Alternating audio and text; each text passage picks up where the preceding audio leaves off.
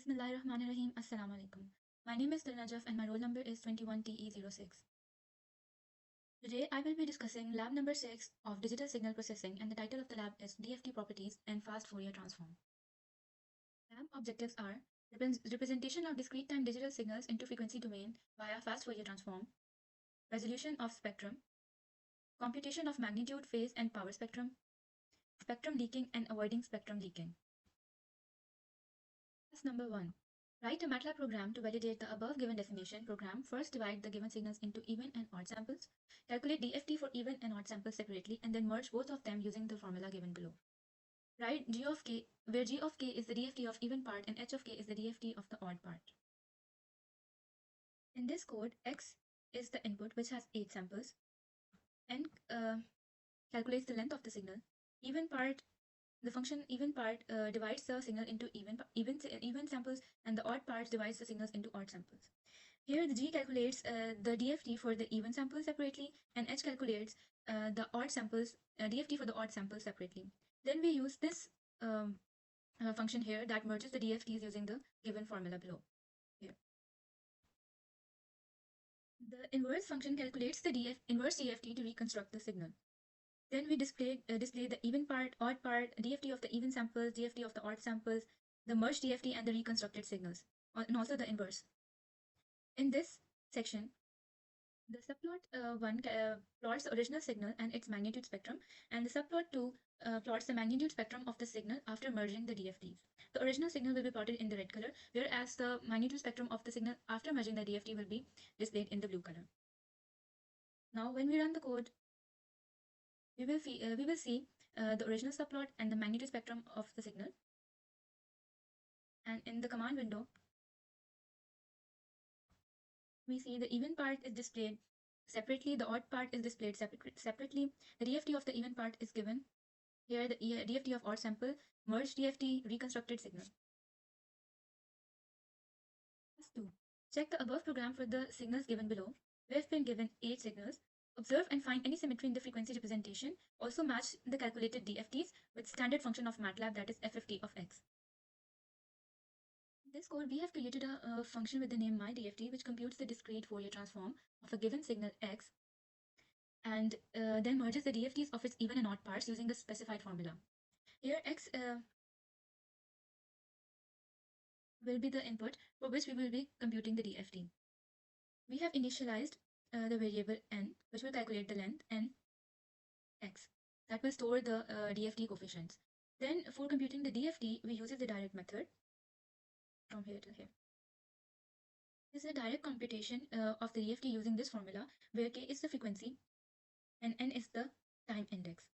Then we divide the samples into even and odd parts, and then we compute the DFT separately for the even and odd parts.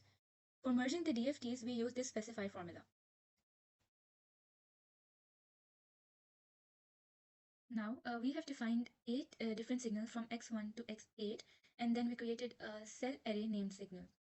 Then we used a loop that iterates over each signal in the cell array, and for each signal, a custom DFT and a standard FFT are computed. Then for displaying the result, we use the function display, and for plotting the magnitude spectrum of each signal, we use the plot function, which is plotted with its title, x label, and y label. Where the subplot 1 displays or plots the magnitude spectrum for x1, subplot 2 plots the magnitude spectrum of x2, and so when we run this code, we will see 8 different subplots, each showing the magnitude spectrum of the 8 different signals. And if we observe the command window, we see that we have the custom DFT and the FFT of each signal. Task number 3. Check the program in task number 1 for the signals given below and compare it with the standard function. We have been given the signal x and the signal y. So in this code, we have defined 2 signals in a cell array named signals. Then a loop iterates over each signal in the signals array, cells array, and to compute the DFT, we have created the variable x custom, and we use the function myDFT. And to compute DFT using the standard FFT function, we have created the variable x of FFT. Then for comparing the results, we use the display function which displays the DFT results of each signal and shows a comparison between the custom DFT and the standard FFT. Then for displaying the magnitude spectrum, we uh, used the function stem, and for each signal a new figure will be created. The magnitude spectrum of the signal computed using the standard FFT function is plotted using the stem function, and the title of each plot indicates the signal number, and it was generated using the FFT function. Now if we run the code, we will observe two different plots. One is for signal 1 and one is for signal 2, and it displays the magnitude spectrum of each signal using the FFT function. Whereas in the command window, we will see the comparison for the signal 1 for the custom DFT and FFT, and for the comparison for signal 2, we will see the result for custom DFT and the FFT. Task number 4. We can further subdivide the above estimation up to 2 samples and calculate the DFT of 2 samples. Then the two samples DFT added to form 4 sample DFT, and 4 sample DFT form 8 sample DFT, and so on. This 2-point estimation is called Radix 2 fast Fourier transform algorithm. Now we have been asked to write a program, my FFT, that transforms a given signal into frequency representation using the Radix 2 FFT algorithm. Here the function my FFT takes a one-dimensional signal x as an input, and then we initialized the variables n, which computes the length of the input signal x.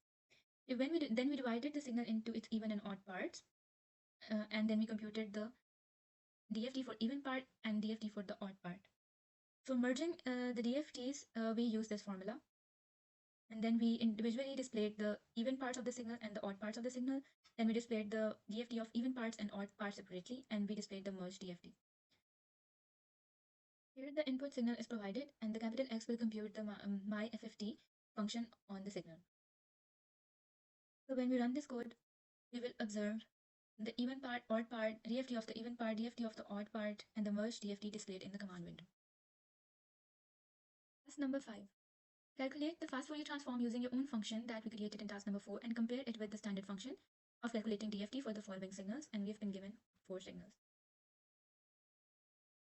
Here in the code, the 4 different signals are defined and stored in the cell array named signals, and each signal is represented as a one-dimensional array of numbers. Then we used a loop that iterates over each signals in the signals cell array. Then for computing the DFT, we use the standard FFT function, and for computing the DFT using the custom my FFT function, we use the variable x my FFT. Then for the comparison of result, the computed DFT function will be displayed for each signal, showing the comparison between the standard FFT and the custom FFT. So when we'll run the code, we will observe in the command window the even part is displayed separately than the odd part, and in the DFT of the even part, DFT of the odd part, and the merged DFT. Then we see the comparison of signals, the standard FFT and the custom my FFT, and this goes on for all the 4 signals. Thank you. That's all from lab number 6. See you in the next video.